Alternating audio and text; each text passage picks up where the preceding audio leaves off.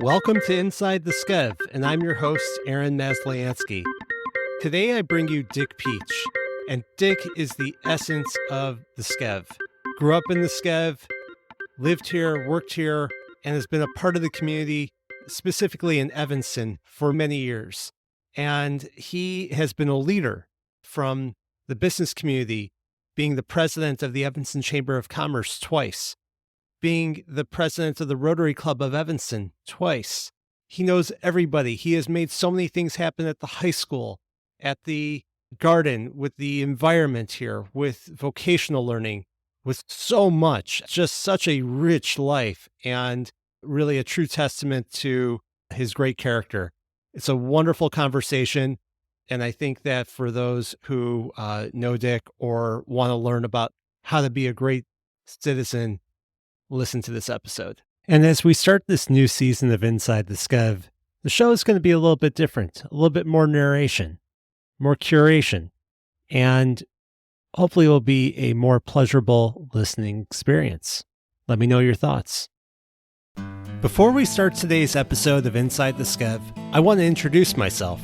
I'm Aaron Masliansky, not just the voice behind Inside the Skev, but also a local real estate expert deeply ingrained in the Skevanston community. As a lifelong resident, my connection to this area runs deep, and since 2011, I've been helping people buy and sell homes here.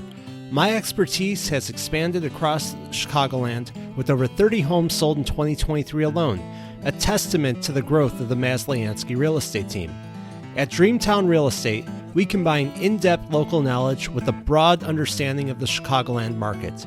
Whether you're looking for a home in Skevanston or elsewhere in the region, we provide personalized service and the latest technology for a seamless experience. Ready to explore real estate opportunities or share your ideas for the show? Visit skevanston.com or reach out directly. Now, let's start the show. Dick Peach is a fixture of the Skevanston and Evanston community. He tells us a little bit about how it was when he was first growing up and his experience at College Hill. Well, I grew up it's actually Skokie, but it was the Evanston School District in Skevanston, as they call it today. That's right. It was an interesting piece of community. Evanston and Skokie were very young in those days. I tell people that my family lived in a 2-flat off of just west of McCormick, 2 blocks west of McCormick Boulevard in Skokie. And it was so open and vacant then that my grandfather and my dad and I used to go up on the landing between the 2 floors and shoot pheasant. Wow. So it was like rural. There was nothing there. Ours was one of two houses on the block, and there was nothing between us and the canal. But open ground, open prairie. We moved in before my first birthday. We moved into the building. Yeah, I love the idea of thinking about Skokie or Evanston and like what it must have been like back then. And you're telling us you're able to shoot. That's a little bit different than it is today because now it's completely built out. It grew up around me. And like I say, we grew up in it was very rural in reality. It was still the urban area, but there was nothing around us. There was there were the 2 houses, the two flats on our block.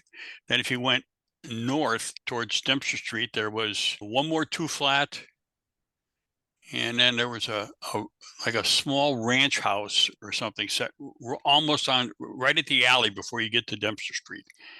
But there was one other building on the west side of Trumbull, another 2-flat, and there weren't but half a dozen buildings. And we watched. I grew up watching all the buildings being built. And you were able to go to school not far from there too, right? I walked to school. It was like 4 blocks down to College Hill from there. Yeah. You live there now. So I went to school there. When I graduated from Evanston High School, attended the Schools of the Art Institute of Chicago right out of Evanston. I went right to the Schools of the Art Institute. And 2 years into that, President Nixon came around and changed all student the 2S status to 1A. So we all became draft eligible. And I opted to join the Air Force rather than get involved in the Army. So I spent 4 years with the Air Force, went to Vietnam for 14 months, and then went to Europe for the remainder of my 4 years. I went to England and all over Europe. In fact, I was a NATO inspecting team for the NATO nuclear weapons programs over in Europe. And so I flew all over Europe, all kinds of bases. No U.S. bases. All of them were ally bases in Denmark and Greece and Turkey and North Africa and all over the place. Came home, and when I was at the Art Institute, I had worked for Rand McNally and Company, which you know where that is, it was over on Main Street in Main and Central Park. And after the war, after I got out of the service, I came back and my job was available for me. And I went to work, stayed to work for them. I worked for them for quite a while, a total of 17 years before I finally left Rand McNally. Wow. And eventually went through a series of jobs and managed a professional sports car racing team for a couple of years. I was a general manager at what used to be McKay Nissan. In those days, it was McKay Datsun. That's how old it was. That's how many years ago it was. It was still Datsun in those days. They were just going through the changeover between Datsun and Nissan. They were just changing the marquees. And I worked there for a little while as a general manager for their mechanical shops.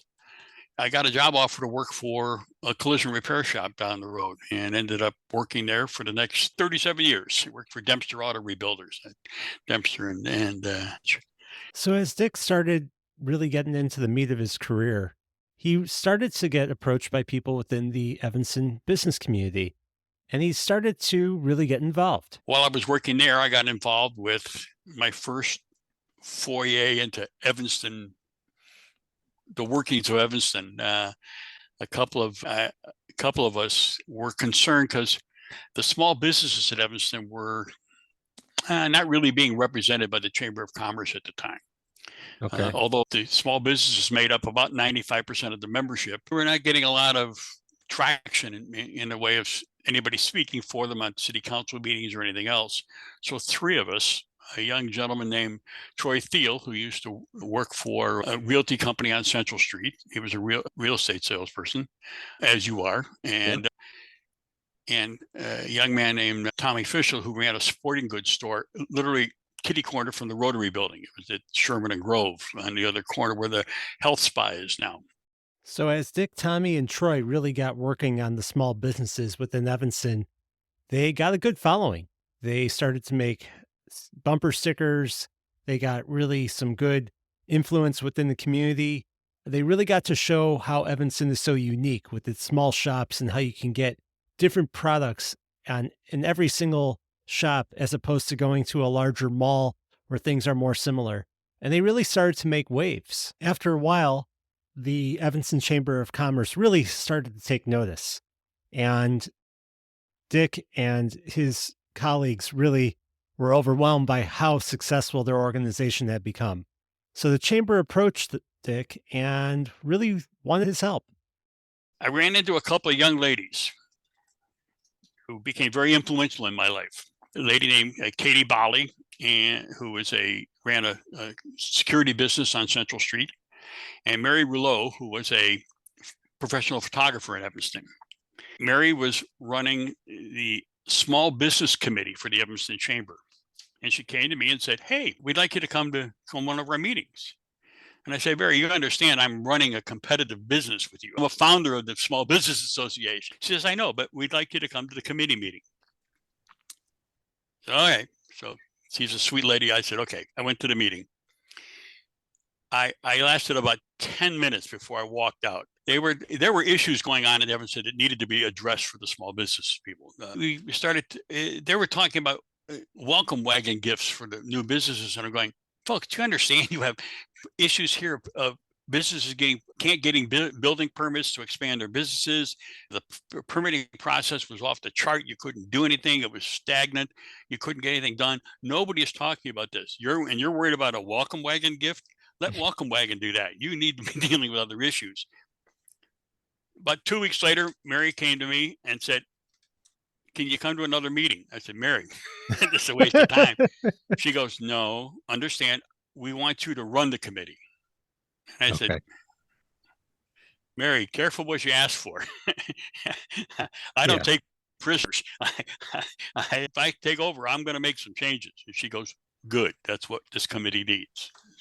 So I did. I joined her. I talked to Troy and Tom and said, look, maybe we can make the change internally, go from the inside out. I'll get on the committee. We'll change how the chamber deals with small business from the inside out.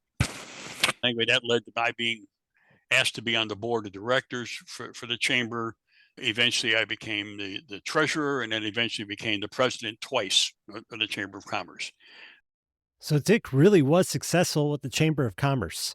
He really got out there on the streets, talking to all the business owners, going to all the small businesses on Central Street, downtown Evanston, and throughout the whole area, and really made change and got the voices of these small business owners heard, and really made things easier for permitting and anything else that they needed. And he really started to be a real change maker throughout Evanston, which led him to his next journey, joining Rotary. On your behalf.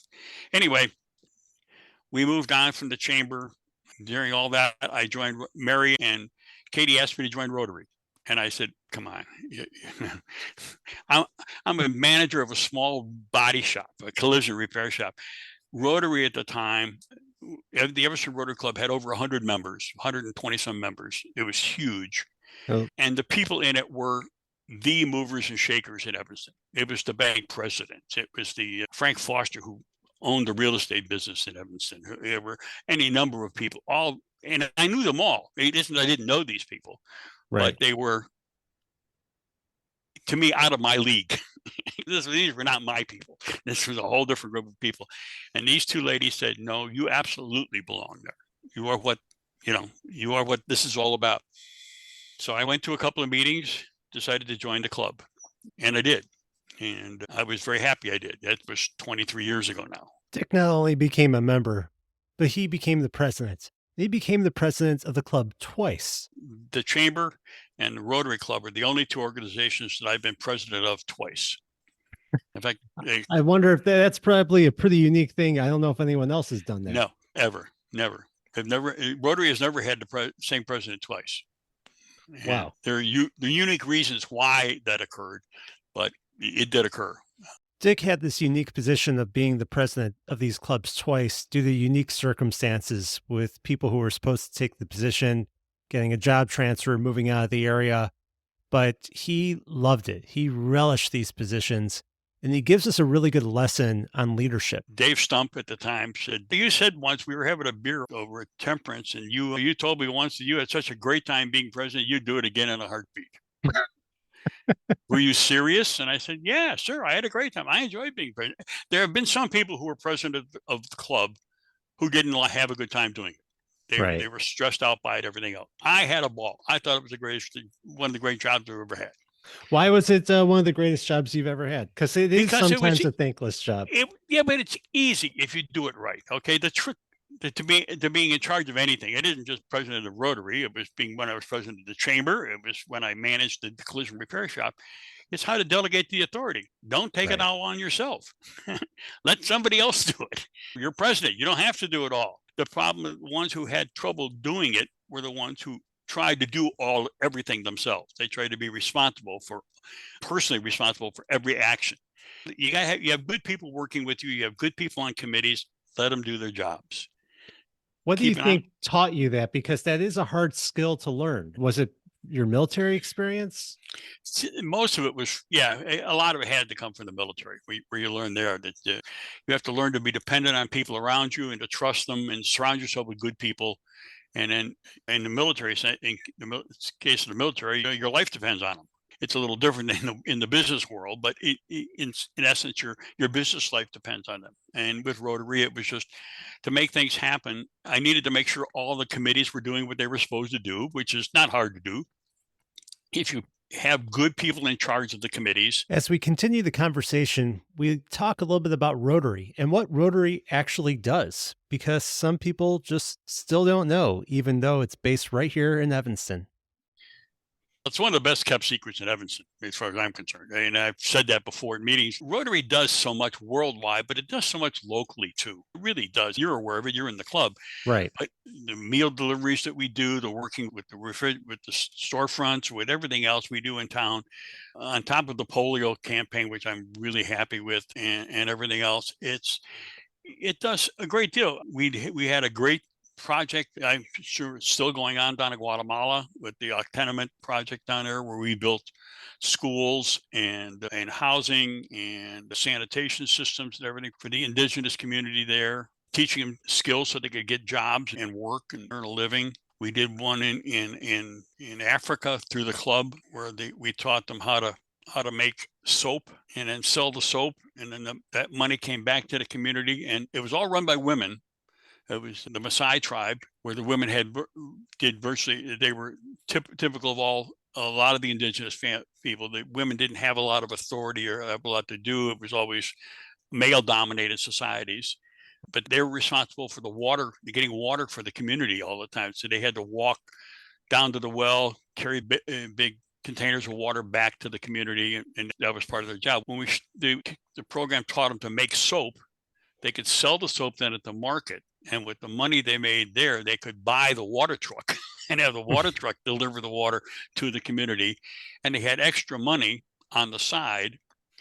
We went back, we sent a group back there after the first year, and they dragged a big garbage bag over towards us, towards the group. I wasn't there, but towards the group. They said, "We don't know what to do with this." And I said, "What is it?" It's all the money we've saved. And wow. So then they taught them how to invest money, how to create small loans to other people and make money on the interest and do everything else. And it was all run by the women of the community. And they became the financial stewards for the community, which another great program, but who knows about it except Rotary members. And I think that's the kind of stuff we need to get out there. To honor all the work that Dick has done throughout the community, the Rotary Club of Evanston is going to be giving him the Bill Logan Legacy of Service Award on February 8th, in which time he's going to be coming back, and we're going to get to see him and talk with him and distinguish him with this award. I asked all the different members of our club, just tell me some stories about you and what's oh my God. Yeah, that scares me. But really, it's so heartwarming what people have said just about how you've been such a mentor to them, or like Helen mentioning to me just how much you've helped her in the club, and Pam about different experiences that you had together, or Evelyn, just so many different people telling me about different things that you've done. And I think that is obviously, it's a testament to why you're getting the Bill Logan Service Award, and you're coming to the club on February 8th. I got him. One thing led to the other. Bill is one of the great people I've ever met in Evanston. He was a dear friend, still is a dear friend of mine. I was being very honored by the club giving me his little award. That's, to me, is very special. It's probably the most special award I've gotten in Evanston, and I've gotten a number of them, but that one is very special to me. And Bill introduced me to city stuff, because he was still with the police department. We're both Air Force people, former Air Force people. And he introduced me to a couple of things that led me to, one was through, I like to fish, as you, right now, that's what I do. I guide. I'm a fishing guide. I retired to become a guide up here. Dick's relationship with Bill Logan led him to many things in his life, and one of them was their shared love of fishing. Fishing led Dick to where he lives today, to his environmental stewardship, and so much more that we continue to hear about in this interview. Minnesota. I'm 42 miles from the Canadian border, 42 miles from International Falls. I'm about as north as you're going to get without a passport. I'm right next to the boundary waters, if people need a reference point that they're familiar with. If International Falls doesn't do it for them, I can portage into the boundary waters from here. I got involved in Evanston then because we had a small boat ramp.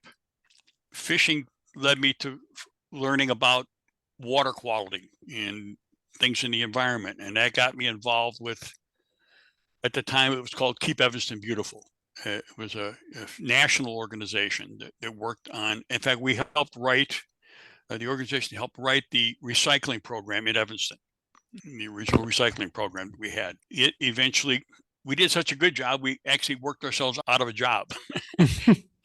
And we merged into what has now become the Evanston Environmental Association over there. And you just did a podcast with my friends over there. Yeah. And they're really great people. I love them dearly. But the EEA has been a very dear friend of mine because I'm involved, and now I'm up here involved with the environment. I'm up here working with saving the boundary waters from mining interests and stuff. So my love for the environment works with my love for fishing. The one kind of feeds the other. I when I guide people, I explain to them why we're fishing where we're fishing because of certain environmental conditions and weeds that grow here, why they grow here and not over there, and why the fish are here and not over there. But it's all part of the environment. Dick's love of the environment led him to his work with the Rotary Club's garden. The garden became a hotly contested issue in the Evanston Rotary Club back in 1960. The conversation really began hot and heavy about what to do there. They wanted to do a project that would someone had been someplace and saw a friendship garden, and that spawned the idea of us building a friendship garden in Evanston. And the Arboretum was just being constructed, and we thought, what a great place to put it, right there along the canal. And they decided design it in the shape of a rotary wheel, and the club would maintain it. And Rotary, they planted a tree in the Arboretum along from Bridge Street there all the way towards Emerson. They planted a tree for every country that was in Rotary at the time. Had a tree dedicated to them in that area. And there were little plaques put at the base of each tree telling you what country this was from. And anytime someone visited during the 60s, anytime someone visited from one of those countries, came to RI, which they come all the time to RI, you get visitors, international visitors on a rotating basis daily in that building. They were asked to bring a small parcel of soil from their country. And we would take it, and there would be a ceremony, and they would put it at the base of the tree. Wow. Which was great until the Department of Agriculture stepped in and said, oh, wait a minute, we don't know what you're bringing in that soil. Yeah. We're not sure that's such a good idea. So they stopped bringing the soil in. But there were trees, and there's someplace, somewhere in the archives at the Evanston History Center, there is a map showing you all the countries and all the trees that were planted originally back in, probably 1962, 63. And then for our project at the centennial year, the 2005, we built the circle at the far end of that concourse, at the far end of the cherry tree, of the apple trees, the crab apple trees. There's an amphitheater that we built down there that we had envisioned at the time to be used for small concerts.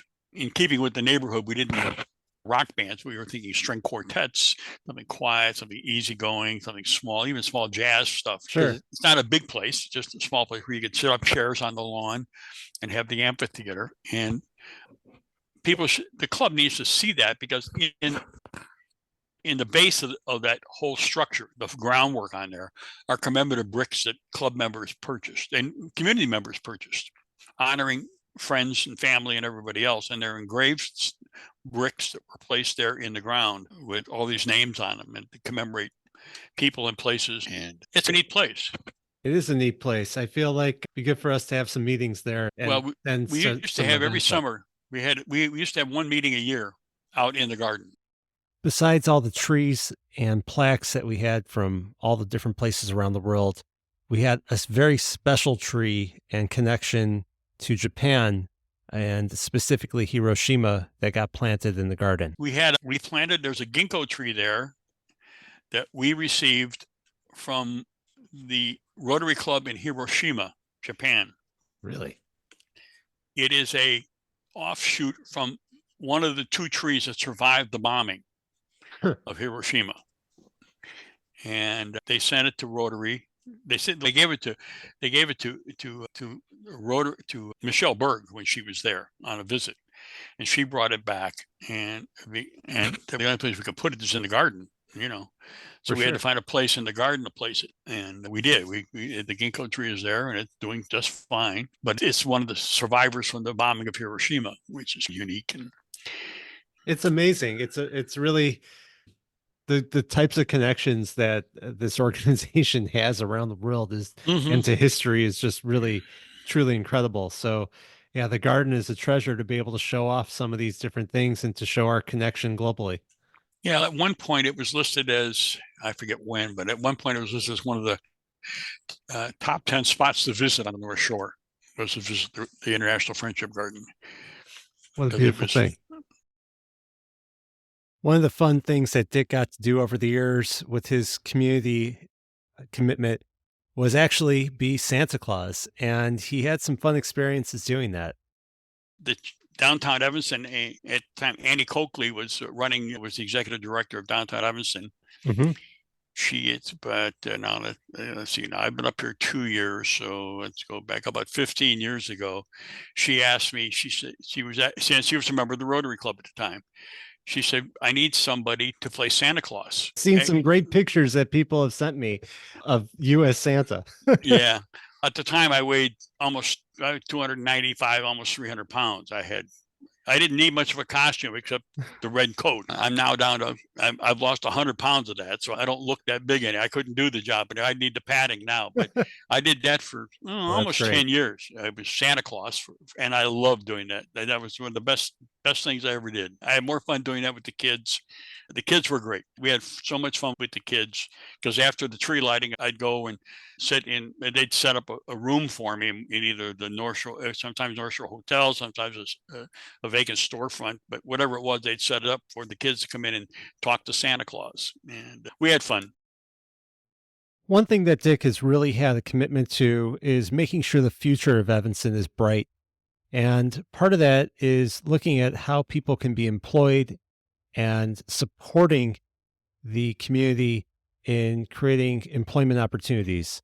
And that includes a lot of his commitment to vocational work within Evanston High School and different scholarships that were made available through his investment.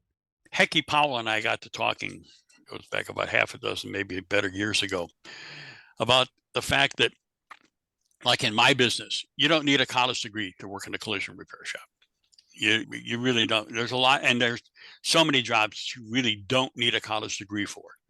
And kids are being shuttled off to colleges through the Evanston High School, through a lot of organizations, and through their parents who believe if you don't have a college education, you can't make a living. Right. I started checking into it, and because when I went to Evanston High School, there was an auto shop, there was a machine shop, there was an electrical shop, and most of the boys were required to take these courses. You had to take a shop class. It was part of the curriculum. Those disappeared. We have no idea where they went to. So I started asking around at the high school because I was doing job fairs there. And I asked around at the high school, what happened? What's going on? So the parents didn't want shop classes being taught anymore. I went, the parents didn't want it. So I went to a couple of board meetings, high school board meetings, the district board meetings. And I was told the same thing. The board had no problem with it. It was the parents. So I went to a PTA meeting, and nice room full of some very nice parents. And I said, can I ask a question? I said, why don't we have shop classes in high school any longer? And there was just like dead silence. I said, no, I'm being told by the school board that it's you people who have said we don't want shop classes. So I'd really like to know why we don't have shop classes. And one of the ladies said, she said, because I want my son to get a really good job, and he needs that college education. I said, okay, how do you define a really good job? Right. She says, a good job. I said, no, yeah, that's a title.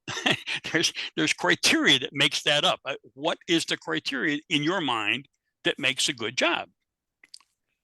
And I said, okay, let me throw some numbers at you. Your son works at a job. He's been there for, let's say 3 years, maybe 4, but 3 years. He's taking home between $65,000 and $75,000 a year. He has a 3-week paid vacation. He has full medical coverage. He has a 401k plan, and he probably works within 2 miles of his home. Good job? Yeah. I said, that's what you could make working at my body shop as a collision repair tech with no college education, no college debt. Right. Which is probably the biggest thing. And he's happy doing what he wants to do. We've taken that away from the kids. So Hecky and I were talking, and we kept talking and talking. We said, you know what? Let's do something about this. So Hecky, through his foundation, through the Hecky Powell Foundation, created the WE program. And it's the work ethic program. And it's running today very successfully. We take in about, because I'm still on the advisory board there, and we take in between 20 and 30 kids every year. We start them as juniors, and we work with them. We ask them to fill out the application. What do you want to do? Where would you like to go? Yeah. Where does your interest lie? Not where your parents want you to do it, but what is your interest in life? What would you like to be doing? And stuff. We've had want to be pastry chefs and want to work here and this and that and yada. The whole list is unbelievable what these kids really would like to do. So we try and set them up with a mentor, ideally in their career field that they want to go to, but not necessarily, but that would be ideal. And we send them up with an internship during the summer between junior and senior year, so they actually get a chance to get their feet wet, so they can actually see what the job entails. That's helpful. It's nice to say, I want to do this, but when you find out what it really takes to do the job, maybe this isn't what I want to do after all. And we've had that happen. But we also offer scholarships at the end. And if they decide to go on to college, God bless them. No problem. But scholarships will work. We prefer it to be like a trade school, but whatever they want to do, if they've completed the course, because we teach skills that should be taught at the high school. How to operate a checking account, how to write checks, how to balance it, how to finance your money, how to do simple things like that in life, which aren't being taught anymore. Which are the most important things to have these life skills. Yeah, that's what we thought. Anyway, so the program works, the program is working really well, and we're getting kids out there. We've got a wonderful working relationship with Benison's Bakery in Evanston. They've taken on 3 of our students now as interns, and they're all 3 working for Benison's now at different skill levels. They've all moved up into the ranks, and they're doing pastry work for Benison's, and they just love the program because they're getting some great kids out of the program. In particular, Dick really was involved with getting the auto shop working again at the Evanston Township High School and training students on how to repair cars. The auto shop was special to me because I got a couple of phone calls from a couple of moms saying, "Hey, they've closed the auto shop down. We have to get it back." And I said, "You're talking to the wrong person. Why are you talking to me? See, I don't work at the high school. I have nothing to do with it." Yeah, these people, what goes on in talking with them, apparently what had happened, I had gone to the high school and they had started up a program again, and they had 2 very nice young gentlemen running the program. And at the time, I was an instructor for a program called ICAR, which is the Inter-Industry Conference on Collision and Auto Repair. Dick was then able to take what he was learning with this new industry standard and be able to bring that into the classroom at Evanston High School. And through his connections in the community, found somebody who was a retired mechanic in the area who was willing to step up and teach the class. A terrific gentleman named Mike Wiley, who is a dear friend and was at the time, he was a retired master tech for Acura. He worked for them for 25 years or 30 years. He said, "Hell, I can teach that class." I said, "Do it. They need an instructor. Make it happen." So he went to the high school, and they said he hasn't got a teaching certificate. I know, but he doesn't have a college degree either. But so what? 30 years of practical experience fixing cars. He knows what he's talking about, folks. And they said if he takes time to take the classes to get certified, to get a certificate, which he can do, we'll take him on. So he did. And Mike ran the shop for almost 10 years, built the program up. We coerced the high school we tricked them into spending the money they didn't want to spend to buy the computerized equipment they needed to bring the shop up to date. Because in today's automobiles, it's one thing to know what you're doing, but you have computers all over these cars. There's 30 or 40 computers in every car. You need to know how to plug it in and run the diagnostics and everything else. And they did have none of those tools at the high school. So we worked with them and with the companies, and we got the shop built, an amazing shop. And then Mike retired, and the young man he brought in had been one of his students. So wow, that's awesome. He paid it forward. And now the young man running the auto shop at high school is a former student of Mike's. And but it's one of those nice stories that works out. And they're now starting to learn skills that they can take away from the high school and get into a job, and you don't need to get $100,000 in debt for college to make a living. And we showed them you can do that.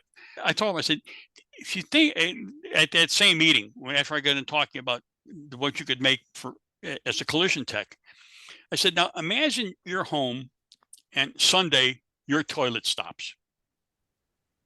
Yeah. What do? You call Cahill, right? Mm-hmm. Everybody calls Cahill.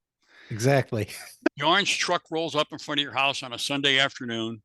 The guy puts his overalls on, comes in, spends 2 or 3 hours, fixes your toilet, hands you a bill that's just short of the national debt.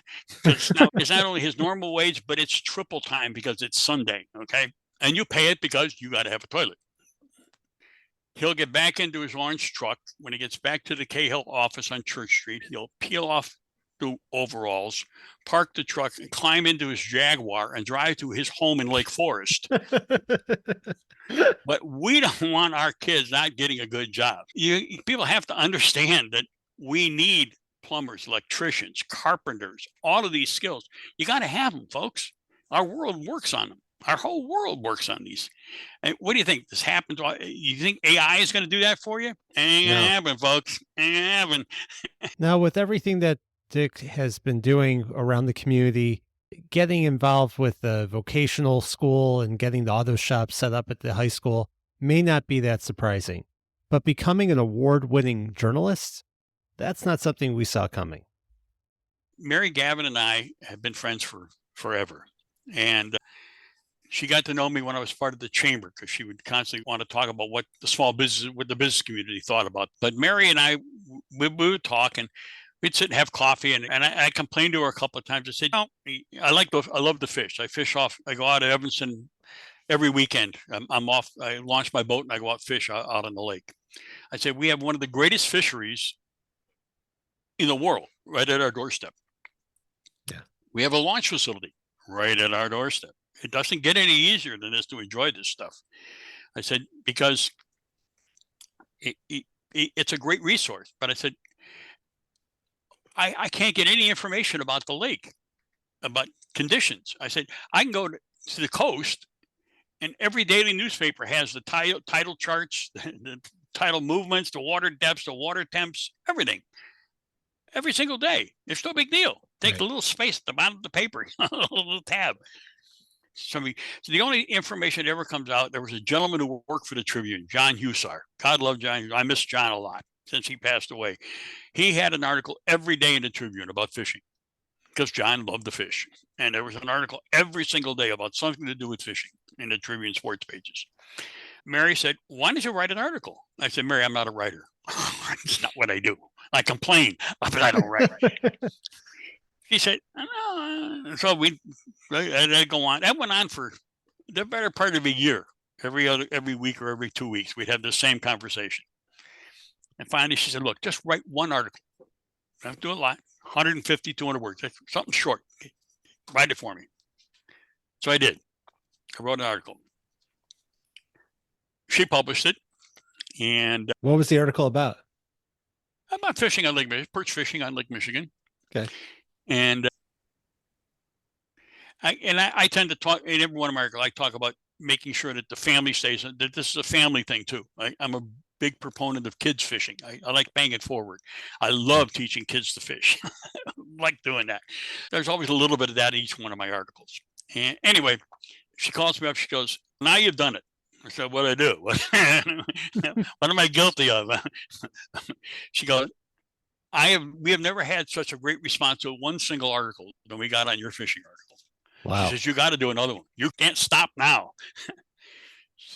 And I said, "Mary," she said, "it's every other week. It's not a big deal. Just do something." So I did. And it went on, and let me check dates here. In 2012, I won the Northern Illinois Newspaper Association First Place Sports Writers Award.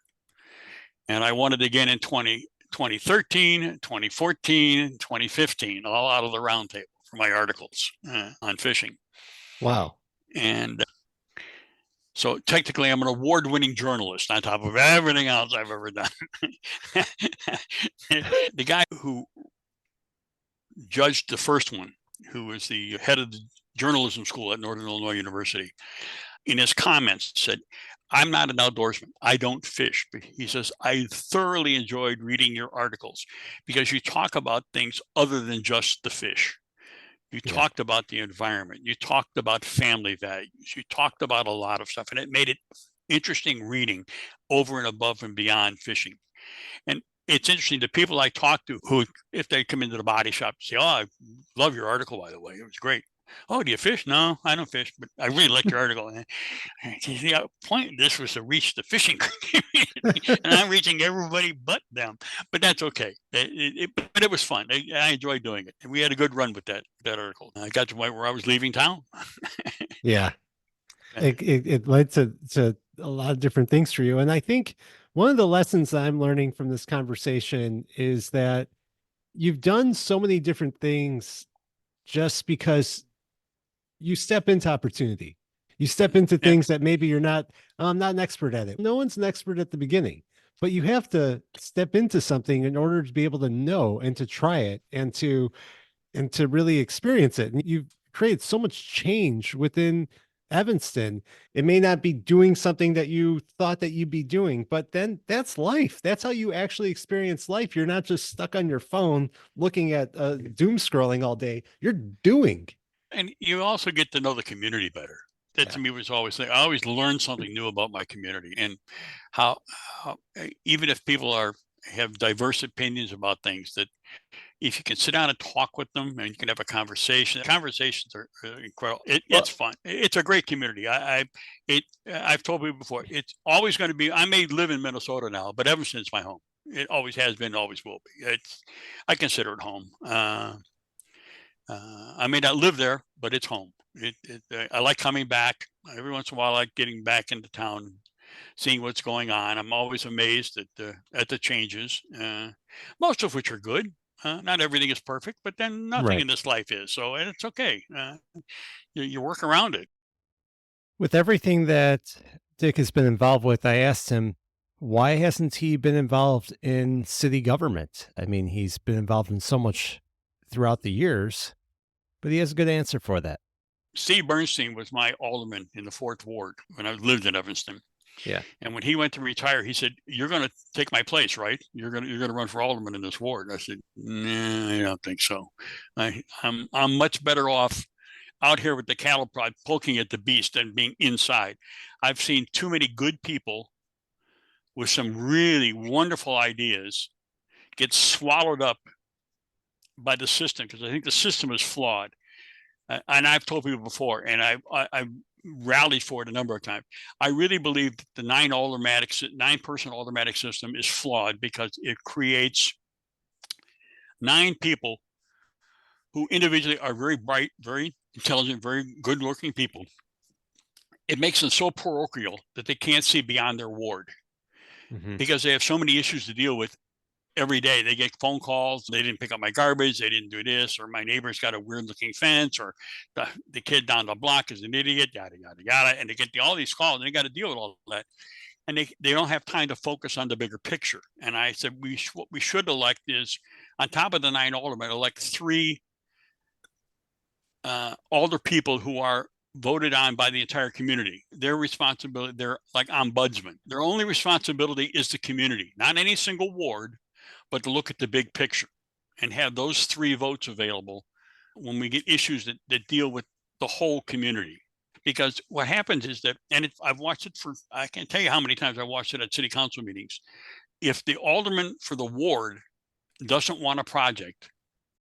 One of the projects that Dick is mentioning is a marina that he was trying to get passed for the southeast portion of Evanston that never came to fruition.